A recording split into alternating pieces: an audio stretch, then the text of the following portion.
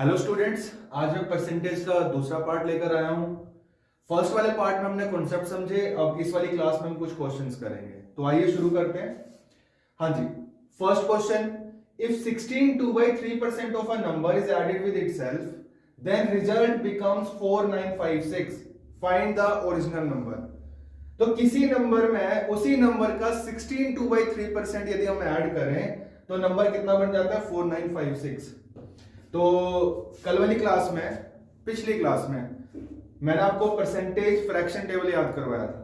तो 16 2/3% का जो फ्रैक्शन होता है, 16 2/3% का फ्रैक्शन 1/6 होता है। तो क्वेश्चन में लिखा हुआ है नंबर 1/6 क्या हो रहा है? 1/6 से हम बढ़ा रहे हैं, ऐड कर रहे हैं मतलब बढ़ा रहे हैं। तो 1/6 से हम किसी नंबर को इंक्रीज कर रहे हैं। तो फ्रैक्शंस आपको रीड करने आनी चाहिए पूरे पूरे मैथ्स में। 1/6 का क्या मतलब हुआ बच्चे? यदि हम मान के चलूं कि जो ओरिजिनल नंबर है वो 6 यूनिट्स है, तो 6 को 1 यूनिट से आप क्या कर रहे हैं? इंक्रीज कर रहे हैं। तो जो न्यू नंबर बनेगा, वो 7 यूनिट्स बनेगा। तो अगर आपसे ओरिजिनल नंबर और न्यू नंबर का रेशियो पूछा जाए तो आप क्या कहेंगे? 6:7 कहेंगे। तो आगे से ये रेशियो में डायरेक्ट लिखूंगा, तो आपने समझ जाना है कि ये जो फ्रैक्शन है, इस फ्रैक्शन का क्या मतलब है। जो डिनोमिनेटर होगा वो हमेशा किसको इंडिकेट करेगा? ओरिजिनल नंबर को। और जो न्यूमरेटर होगा वो किसको इंडिकेट करेगा? वो डिपेंड करता है स्टेटमेंट पे। ठीक है बच्चे?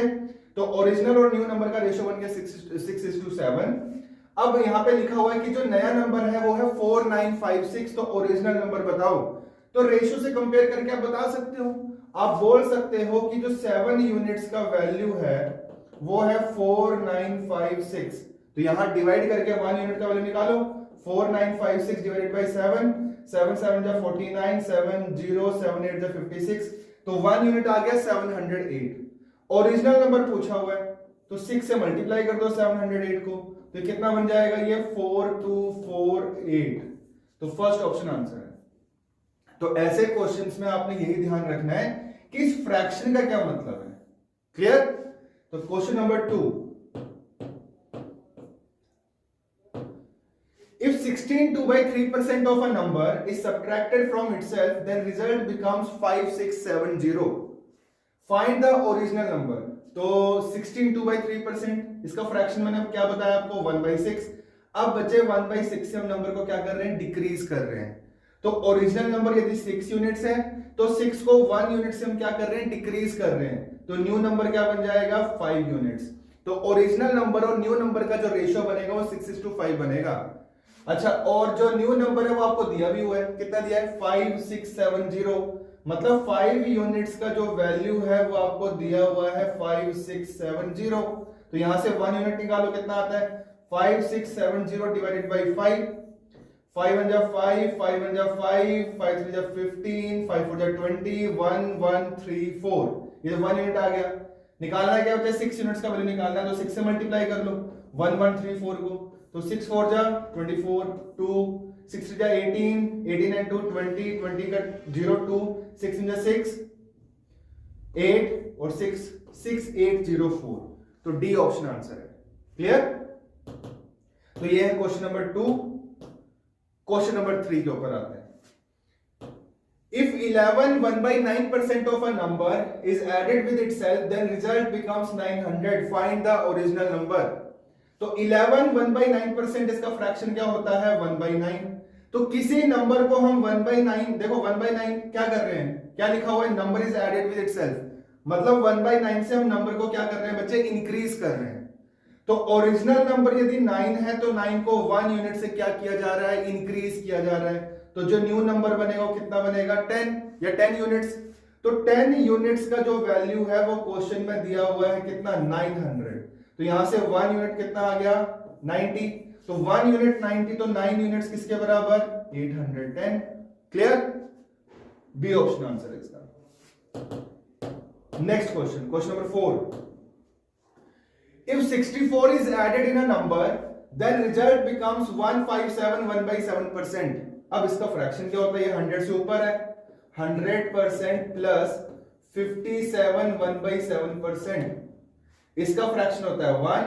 इसका फ्रैक्शन मैंने लिखवाया था आपको पिछली क्लास में 4/7। ये क्या बन जाएगा बच्चा 11/7। तो अब यहाँ पे ओरिजिनल नंबर और न्यू नंबर का रेशियो क्या लिखोगे?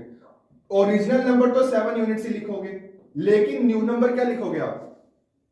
अब मैंने क्या कहा था, न्यूमरेटर किस पे डिपेंड करता है कि न्यूमरेटर क्या इंडिकेट करेगा? स्टेटमेंट पे।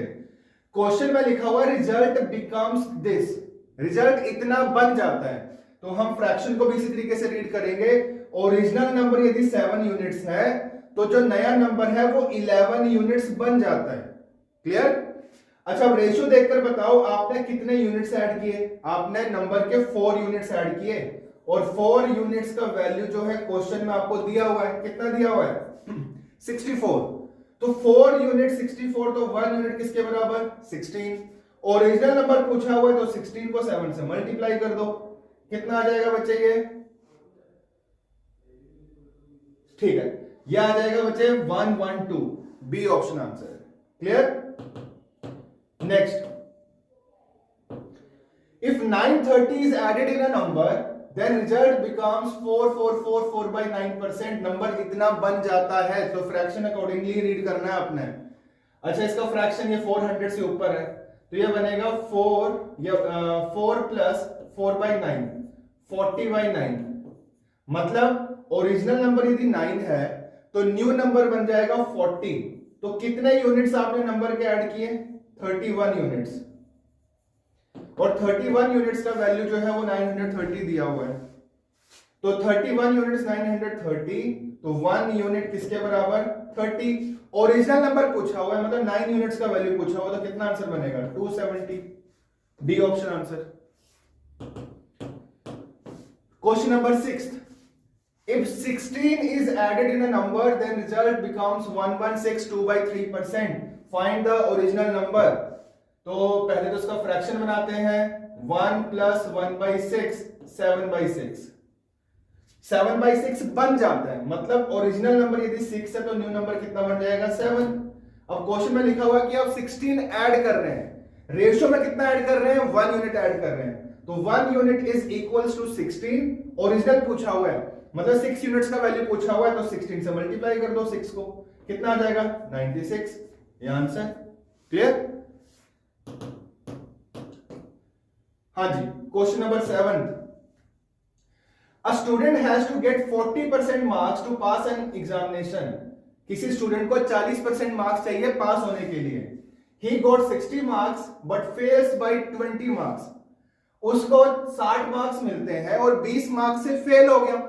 इसका मतलब पास होने के लिए कितने मार्क्स चाहिए थे? 80 लिखा हुआ ना बच्चे, क्योंकि उसको 60 मार्क्स मिलते हैं और 20 मार्क्स से वो रह गया, तो पास होने के लिए 80 मार्क्स तो चाहिए, और परसेंटेज में कितने मार्क्स चाहिए पास होने के लिए? 40%। तो आप कंपेयर कर सकते हो, बोल सकते हो 40% का जो वैल्यू है वो 80 दिया हुआ है। 40% यदि 80 तो 1% इज इक्वल्स टू 2 मार्क्स। तो जो मार्क्स होते हैं, जो मैक्सिमम मार्क्स होते हैं वो अपने आप में 100% होते हैं। 1% यदि 2 तो 100% किसके बराबर? 200 मार्क्स, मैक्सिमम मार्क्स आ गए। क्लियर? हाँ जी बच्चे, question number 8, in an examination if a person gets 20% of the marks then it is failed by 30 marks। यदि किसी स्टूडेंट को 20% मार्क्स मिलते हैं वो 30 मार्क्स से फेल हो जाता है। another person who gets 30% marks gets 30 marks more than the passing marks, find out the total marks and the passing marks। आसान है बच्चे, यहां पे दो स्टूडेंट्स हैं, एक तो फेल हो रहा है, जो कि फेल हो रहा है उसको मार्क्स मिल रहे हैं, परसेंटेज मार्क्स मिल रहे हैं 20%, और एक पास हो रहा है, जो पास हो रहा है उसको परसेंटेज मार्क्स मिल रहे हैं 30%। अच्छा, ये वाला स्टूडेंट पास क्यों हो रहा है? क्योंकि इसको पासिंग मार्क्स से, मान लेते हैं यहां कहीं पासिंग मार्क्स है, क्योंकि इसको, इस स्टूडेंट को पासिंग मार्क्स से कुछ मार्क्स ज्यादा मिले, और ये फेल क्यों हो रहा है? क्योंकि इसको पासिंग मार्क्स से कुछ मार्क्स कम मिले। अच्छा, जो पास हो रहा है उसको पासिंग मार्क्स से 30 मार्क्स ज्यादा मिल रहे हैं, और जो फेल हो रहा है उसको पासिंग मार्क्स से 30 मार्क्स कम मिल रहे हैं। तो दोनों कैंडिडेट्स या दोनों स्टूडेंट्स के स्कोर्स में कितना गैप है या कितना डिफरेंस है? 60 मार्क्स। तो 60 मार्क्स का बच्चे गैप है दोनों स्टूडेंट्स में। अच्छा, परसेंटेज गैप कितना है? 10%। तो 10% इज इक्वल्स टू 60। और जो मैक्सिमम मार्क्स होते हैं वो अपने आप में कितना परसेंट होते हैं? 100%।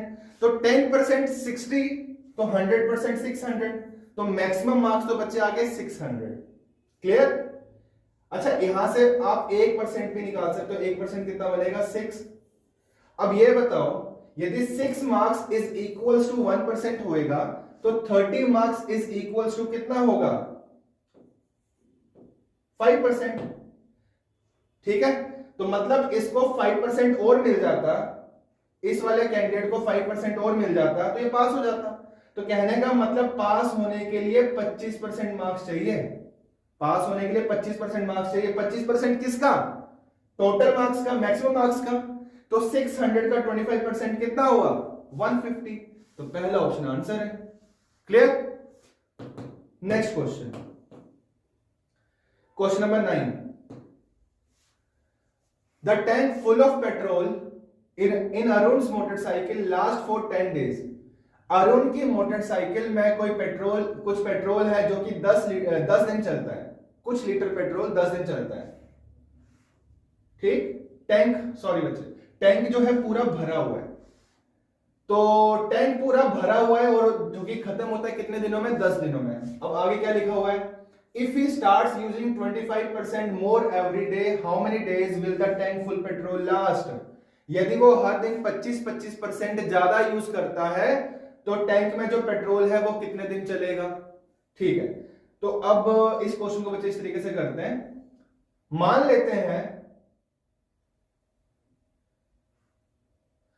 लेते हैं कि उसके टैंक में बच्चे 10 लीटर तेल है। कितने लीटर तेल है? 10 लीटर। तो 10 लीटर तेल कितने दिन चलता है? 10 दिन चलता है। तो हर दिन वो कितने लीटर पेट्रोल यूज कर रहा है? 1 लीटर। ठीक, अब क्वेश्चन में क्या लिखा हुआ है कि यदि वो 25% हर दिन ज्यादा यूज करे तो हर दिन कितना यूज करेगा? 1.25 1.25 1.25। तो 10 लीटर पेट्रोल जो है कितने दिन चलेगा? तो 10 डिवाइडेड बाई 1.25, ये आ जाएगा 8 डेज। तो 8 डेज चलने वाला है बच्चे, जो अगर वो हर दिन 25% ज्यादा यूज करता है। Clear? Question number 10th। 72% of the students of a certain class took biology and 44% took maths. If each student took biology or mathematics and 40 took both, the total number of students in the class was. तो total number of students हमने बताने हैं। ऐसे questions को आप Venn diagram से easily solve कर सकते हैं। किस तरीके से? 72% स्टूडेंट्स ने क्या रखा है? बायोलॉजी। 44% स्टूडेंट्स ने क्या रखा है? Maths. If each student took biology and 40 took both maths and bio, तो ठीक है बच्चे, ये वाला जो एरिया है, ये एरिया किन स्टूडेंट्स को इंडिकेट कर रहा है? जिन्होंने दोनों सब्जेक्ट रखे हुए हैं। कौन से? Bio and maths. तो ये वाले स्टूडेंट्स है 40। और क्वेश्चन में लिखा हुआ है कि सभी के सभी स्टूडेंट्स ने कोई ना कोई सब्जेक्ट रखा है, या तो बायो रखा है या मैथ्स रखा है या दोनों रखे हैं। तो कहने का मतलब ये वाला जो एरिया होगा ये अपने आप में 100% होगा।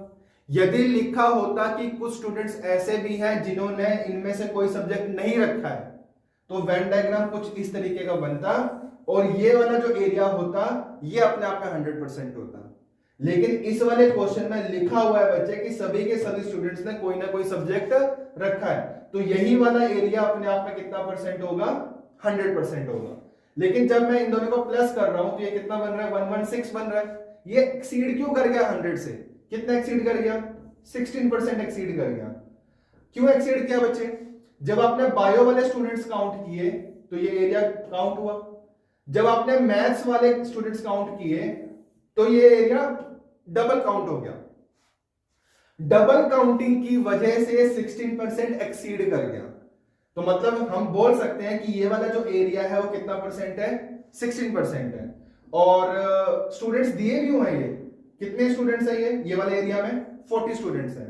तो आप बोल सकते हो 16% is equals to 40, 1% is equals to 2.5, total students पूछे हो जो कि अपने आप में 100% होते हैं, तो 1% यदि 2.5 तो 100% किसके बराबर, 250 के बराबर। तो टोटल स्टूडेंट्स कितने हैं, 250।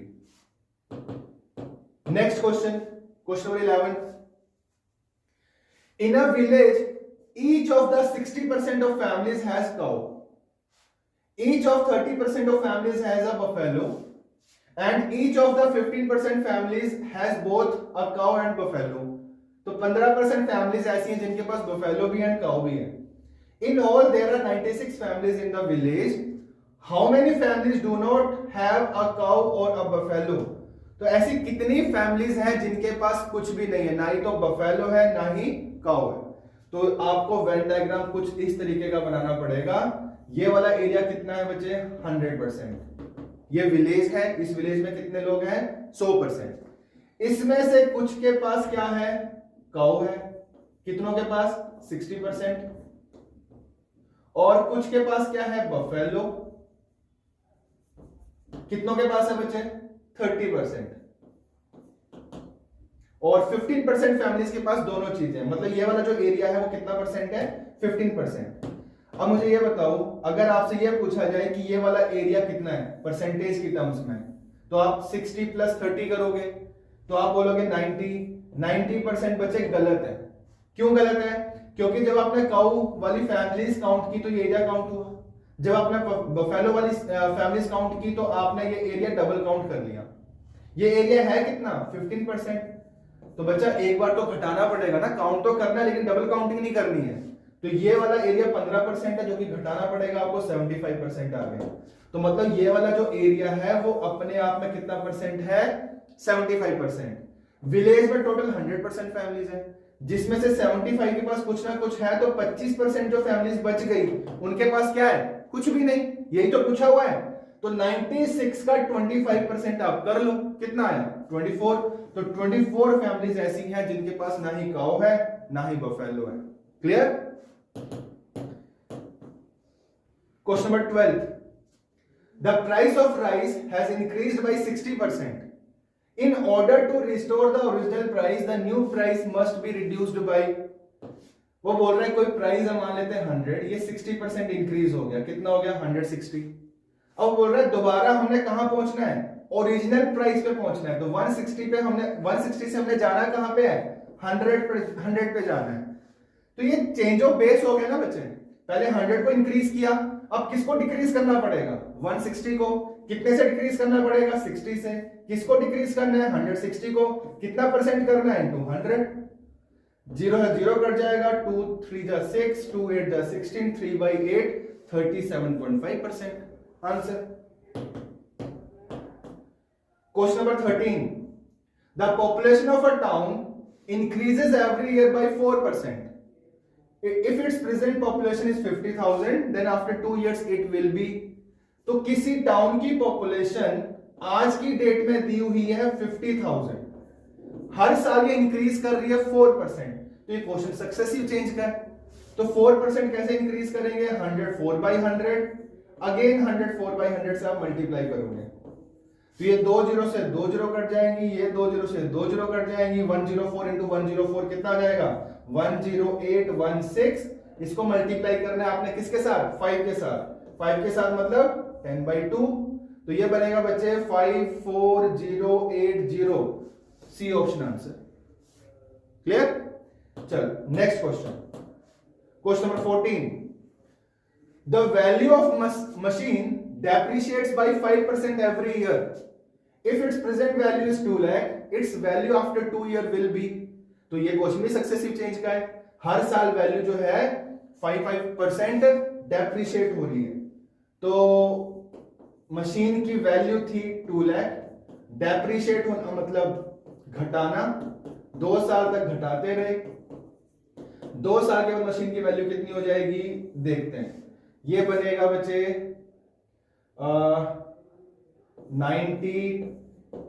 9025 इंटू 20, ये बनेगा 18050। पहला ऑप्शन आंसर है 180,500।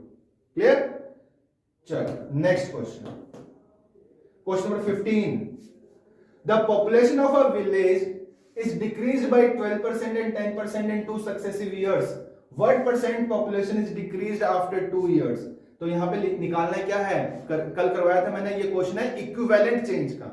तो इक्विवेलेंट चेंज कैसे, आप वो शॉर्टकट फॉर्मूला यूज कर सकते हो, परसेंटेज चेंज या equivalent change is equals to -12 -10 plus 120 over 100। तो ये बन जाएगा बच्चे -22 प्लस 1.2 20.8% जो है कुल मिला के डिक्रीज है। तो इक्विवेलेंट चेंज कितना हुआ, या कुल मिला के कितना डिक्रीज हुआ, 20.8%। चलो जी next question, question number 16। A number is increased by 10%, then reduced by 10%. After these operations, the number does not change, decreases by 1%, increases by 1%, increases by 0.1%. तो क्वेश्चन ये बच्चा, ये भी सक्सेसिव चेंज का ही है। मान लो नंबर है 100, पहले इंक्रीज कर दो 10%, फिर डिक्रीज कर दो 10%, कितना बन गया, ये 99 बन गया। ओरिजिनल नंबर कितना था 100, 100 से हम कहां पहुंच गए 99 पे।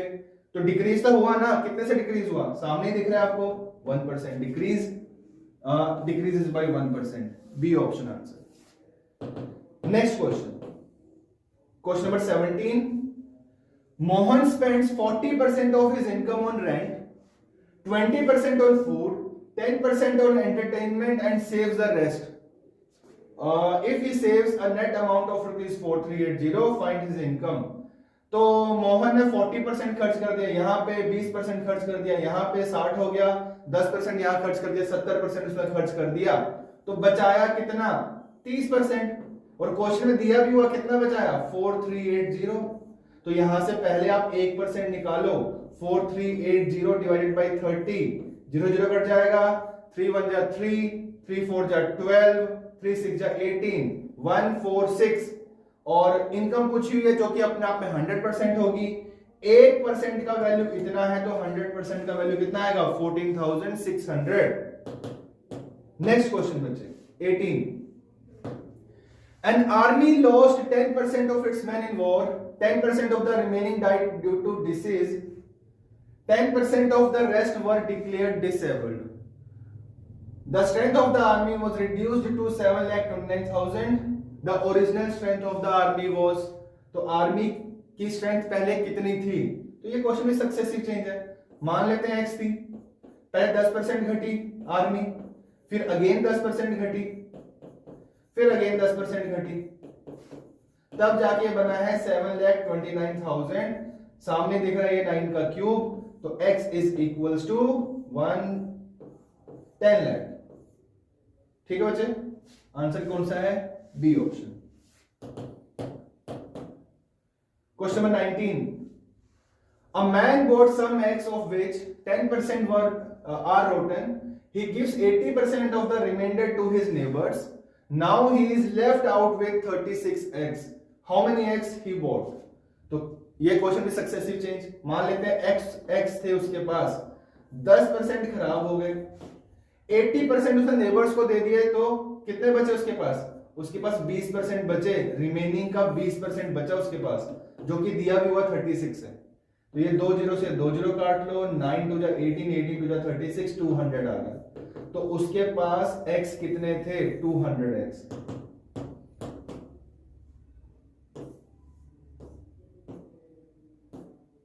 Question number 20। If the numerator of the fraction be increased by 15% and its denominator be diminished by 8%, the value of the fraction is 15/16. Find the original fraction. तो ओरिजिनल फ्रैक्शन मान लेते हैं x ओवर y है, numerator को आप increase कर रहे हैं 15%, डिनोमिनेटर आप डिक्रीज कर रहे हैं 8%, तब जाके फ्रैक्शन बन जाता है 15/16। 100 से 100 कट जाएगा। अच्छा 23 5 टाइम्स, 23 4 टाइम्स, 5 3 जा 15, 4 4 जा 16, 3/4। तो ओरिजिनल फ्रैक्शन जो था वो 3/4 था। 21। In a town, the population was 8,000. In 1 year, male population increased by 10%, female population increased by 8%, but the total population increased by 9%. The number of males in the town was, तो देखो बच्चे, इसको ऐसे करते हैं, दो तरीके बताता हूं। चलो, मेल बढ़ रहे हैं कितने से? 10%, और फीमेल बढ़ रही है 8%। अच्छा, फीमेल 8% बढ़ रही है, मैं मान के चलता हूं मेल बढ़ रहे हैं 10%, फीमेल बढ़ रही है 8%। अच्छा, तो मेल बढ़ रहे हैं 10%, मैं एक काम करता हूं, ये जो मेल जो 10% बढ़ रहे हैं इसको तोड़कर मैंने लिख लिया 2% और 8%, 2% प्लस 8%। इसको फिलहाल के लिए बच्चे इग्नोर करो 2% को। मान के चलो कि मेल भी 8% बढ़ रहे हैं और फीमेल भी 8% बढ़ रही है, तो क्या मैं ये बोल सकता हूं कि ओवरऑल जो पॉपुलेशन है वो 8% बढ़ रही है? किसका 8%? 8000 का। तो 8000 का 8% कितना हुआ? 640 हुआ। तो मेरी कैलकुलेशन ये कहती है कि ओवरऑल जो इंक्रीज है वो 640 है, लेकिन क्वेश्चन क्या कह रहा है कि ओवरऑल जो इंक्रीज है वो 9% है। किसका? 8000 का। 8000 का बच्चे 9% कितना आ गया? 720। तो क्वेश्चन तो कह रहा है कि 720 का इंक्रीज है, तो कितनी कमी रहेगी? 80 की कमी रहेगी। ये 80 की कमी क्यों रही होगी? ये 2% ना लेने की वजह से 80 की कमी आ गई। तो आप कंपेयर कर सकते हो, बोल सकते हो कि 2% 80 के बराबर, 1% 40 के बराबर। ये कहां का 2% था? मेल्स का। तो ये कहां का 1% आया? मेल्स का। यदि मेल्स का 1% 40 है तो मेल का 100% कितना होगा? 4000। तो मेल पॉपुलेशन अगर आपसे पूछी होती, वही पूछा हुआ है, तो कितना आंसर देते आप? 4000, 4000 आंसर। क्लियर? अच्छा, मैंने कहा था एक तरीका मैं और बताऊंगा, चलो देख लेते हैं। अगर आपको बच्चा एलिगेशन एंड मिक्सचर आता है तो यहाँ पे आप एलिगेशन मेथड लगा सकते हैं, फॉलो कर सकते हैं। मेल बढ़ रहे हैं 10%, फीमेल बढ़ रही है 8%, ओवरऑल जो चेंज हो रहा है, इंक्रीज हो रहा है वो 9% है। इनका डिफरेंस आप यहां लिख दोगे, इनका डिफरेंस आप यहां लिख दोगे, इनका डिफरेंस बनेगा 1, इनका डिफरेंस बनेगा 1। ये रेशियो आ गया मेल और फीमेल का, मतलब 1:1, मतलब दोनों बराबर है। यदि टोटल 8000 है तो मेल भी 4000 होंगे, फीमेल भी 4000 होंगी। क्लियर? चलो next question, question number 22। The population of a town is 8000 if the males increases by 6%, female by 10%, the population will be 8600. Find the number of females in the town. Town में females कितनी थी? तो इस question को भी ऐसे करते हैं, मेल बढ़ रहे हैं 6% और फीमेल्स बढ़ रही हैं 10%। तो ये काम करते हैं, फीमेल्स को भी मान के चलते हैं 6% इंक्रीज हो रही है, फिलहाल के लिए 4% इग्नोर करके चलते हैं। तो मैं मान के चल रहा हूं कि मेल भी 6% बढ़ रहे हैं, फीमेल भी 6% बढ़ रही है, तो मैं बोल सकता हूं कि जो ओवरऑल इंक्रीज है वो 6% है। किसका? 8000 का। 8000 का 6% कितना हो गया बच्चे? 480 हो गया। क्लियर? तो मेरी कैलकुलेशन कह रही है कि कुल इंक्रीज कितना है? 480 का, लेकिन क्वेश्चन तो कुछ और कह रहा है कि टोटल इंक्रीज कितना है? 600 का। तो ये जो 120 की कमी रहेगी, क्यों रही होगी? ये 4% ना लेने की वजह से। तो आप कंपेयर कर सकते हो, 4% का वैल्यू 120 है, तो यहां से 1% आप निकाल सको, कितना आ जाएगा? 30। ये कहां का 1% था? यहां का। तो यहां का 100% कितना होगा? 3000। और वही पूछा हुआ है कि फीमेल पॉपुलेशन कितनी थी, तो आपका आंसर कितना होगा? 3000। चलो next question, question number 23। A salesman is allowed 5.5% commission on the total sales made by him plus a bonus of 0.5% on the sales over 10,000.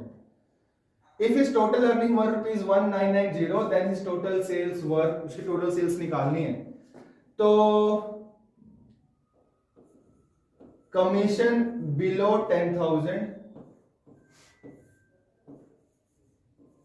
और अबव 10,000। अच्छा, बिलो 10,000 बच्चे, बिलो 10,000 उसको 5.5% मिल रहा है, और अबव 10,000 उसको 5.5% भी मिल रहा है, प्लस उसको बोनस ऑफ 0.5% और एक्स्ट्रा मिल रहा है। मतलब यहां पे उसको कितना मिल रहा है? 6% मिल रहा है। तो यहां 6% मिल रहा है, तो मैं अपनी तरफ से ये मान लेता हूं कि यहां भी उसको 6% ही मिल रहा है, मतलब 0.5% मैं एक्स्ट्रा लेके चल रहा हूं। किसके ऊपर? 10,000 के ऊपर। 10,000 के ऊपर 0.5% अब एक्स्ट्रा लेके चल रहे हो, मतलब 50 रुपए एक्स्ट्रा लेके चल रहे हो। तो 50 रुपए की अर्निंग यदि आप एक्स्ट्रा लेके चल रहे हो तो उसकी तो टोटल अर्निंग कितनी बननी चाहिए? 2040 बननी चाहिए। तो कहने का मतलब यहां भी 6% अर्निंग हो रही है, उसकी कमीशन बन रहा है, यहां भी 6% कमीशन बन रहा है। तो मैं बोल सकता हूं ओवरऑल जो कमीशन है उसका 6% ही है, और ओवरऑल अर्निंग जो है 2040 है। तो कंपेयर कर सकते हैं, 6% इज इक्वल्स टू 2040।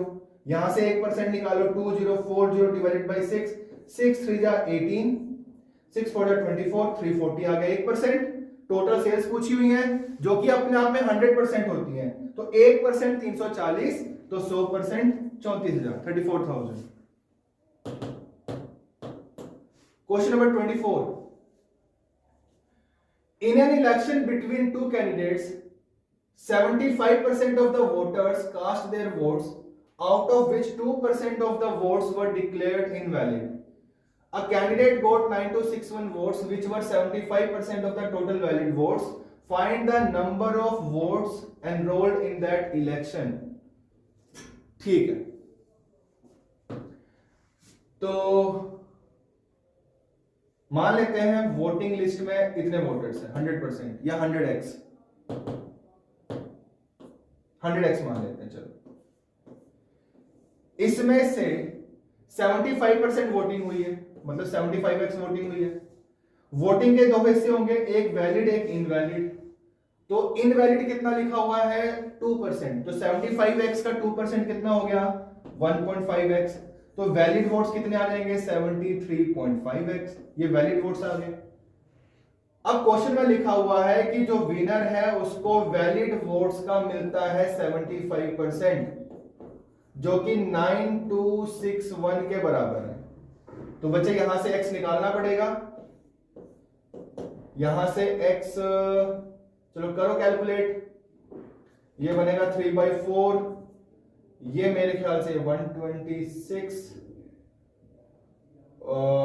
126, 3 4 3 2 4 2 जा 8, 4 4 जा 16। अच्छा बच्चा x आ गया 168। टोटल वोटर्स पूछे हुए हैं, मतलब 100x का वैल्यू पूछा हुआ है। तो यदि x 168 है तो 100x किसके बराबर होगा? 16800। तो B option answer. Question number 25, in an election 10% of the voters on the voters list did not cast their votes. 60 voters cast their ballot paper blank. There were only 2 candidates.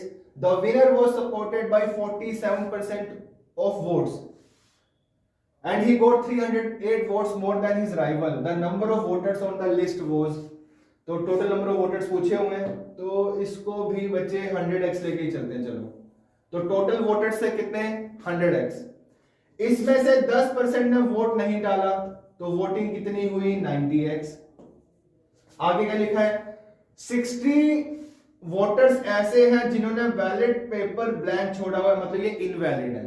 तो valid votes कैसे आ जाएंगे? इसमें से 60 आप minus कर दो, ये valid votes आ गए। अब विनर के बारे में लिखा हुआ है कि विनर को 47% वोट्स मिल रहे हैं टोटल का। तो 100x का 47% कितना हो गया? 47x हो गया। तो इसमें से यदि इसको इतने वोट्स मिल रहे हैं तो दूसरे वाले को कितने मिलेंगे? माइनस कर दो, ये बनेगा 43x माइनस 60। ये विनर के वोट्स हैं, ये हारने वाले के, लूजर के हैं।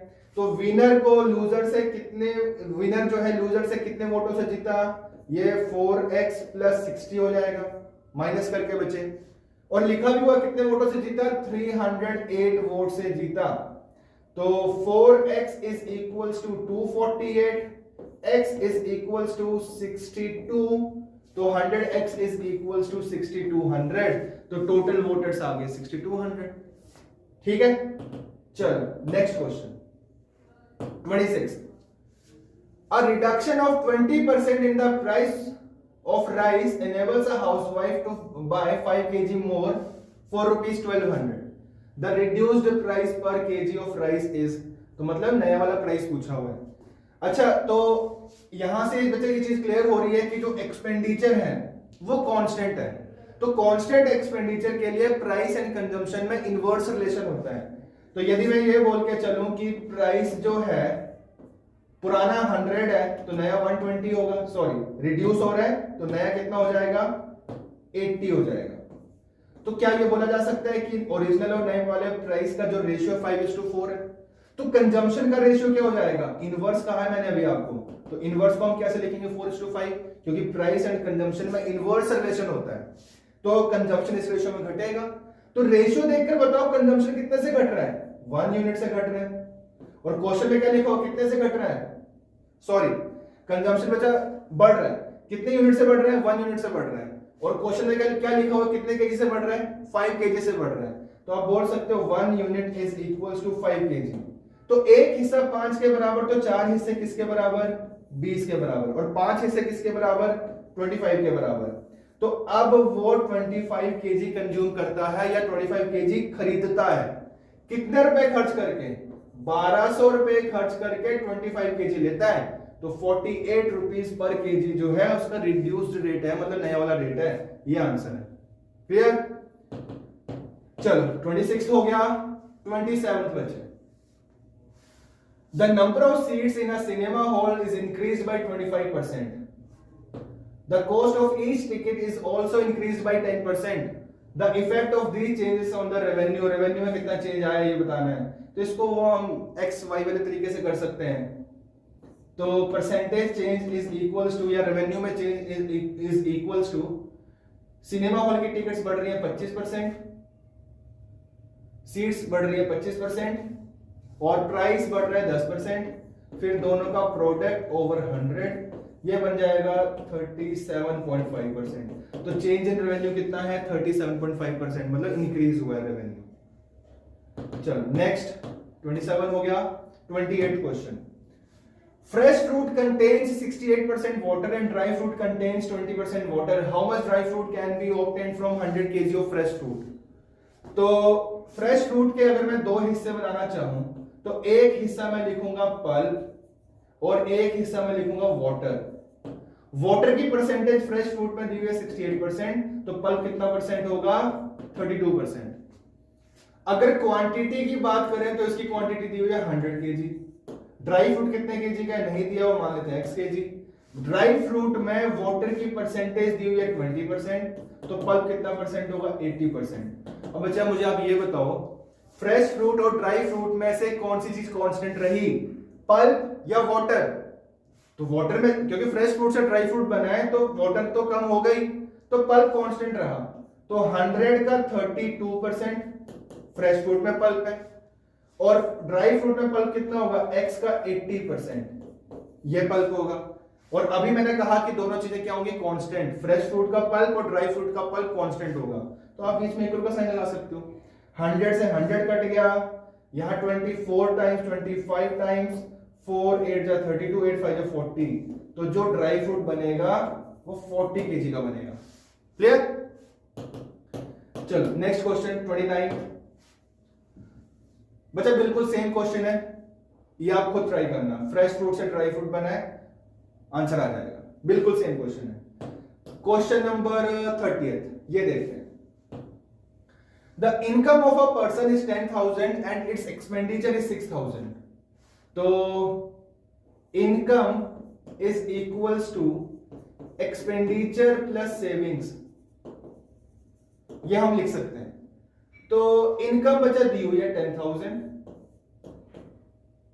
खर्चा दिया हुआ है 6,000, तो हम यहां माइनस करके सेविंग्स बता सकते हैं 4,000। अब आगे क्या लिखा हुआ है, उसकी इनकम जो है 10% बढ़ जाती है, तो कितनी होगी, 11,000, और जो उसका खर्चा है वो 20% बढ़ जाता है, तो 6,000 का 20% हो गया 1200, 1200 से बढ़ जाता है तो 7200 हो गया।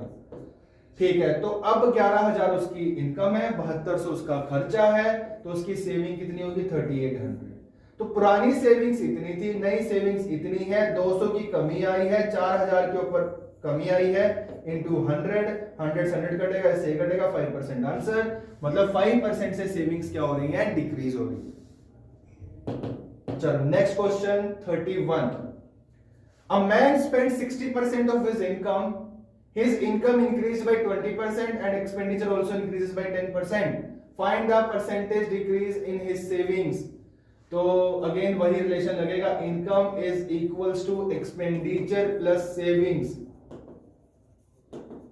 तो अगर इनकम 100 है तो खर्च कितना कर रहा है, 60 खर्च कर रहा है, तो बचा कितना रहा है, 40। आगे क्या लिखा है, इनकम 20% बढ़ जाती है तो 120 हो जाती है, खर्चा 10% बढ़ जाता है तो 66 हो जाता है। तो सेविंग्स अब कितनी होंगी, ये बनेगा बच्चे 34 54। अब सेविंग्स आ गई 54। पुरानी सेविंग्स 40 थी तो नई सेविंग्स 54 है, तो सेविंग्स इंक्रीज हुई है, 14 से इंक्रीज आया है, 40 के ऊपर इंक्रीज आया है, इनटू 100। इसको काटो 22 टाइम्स, 25 टाइम्स, 2 7 जा 14, 7 5 जा 35। तो 35% से सेविंग्स इंक्रीज हुई हैं। तो none of these answer. Clear बच्चे? तो पिछली क्लास में हमने परसेंटेज का कॉन्सेप्ट देखे थे, इस वाली क्लास में हमने परसेंटेज से रिलेटेड कुछ क्वेश्चंस देखे हैं। तो उम्मीद है थोड़ा आपको परसेंटेज क्लियर जरूर हुआ होगा। आगे जो आने वाले लेक्चर्स हैं या जो वीडियोस हैं उसमें हम परसेंटेज से रिलेटेड कुछ कॉन्सेप्ट करेंगे, कुछ चैप्टर्स करेंगे। अब जैसे परसेंटेज से रिलेटेड चैप्टर्स बचा प्रॉफिट एंड लॉस हो गया, सिंपल इंटरेस्ट, कंपाउंड इंटरेस्ट। तो कोशिश करेंगे कि आगे आने वाली वीडियो में मैं या तो एसआईसीआई कवर करूं या प्रॉफिट एंड लॉस कवर करूं। Thank you.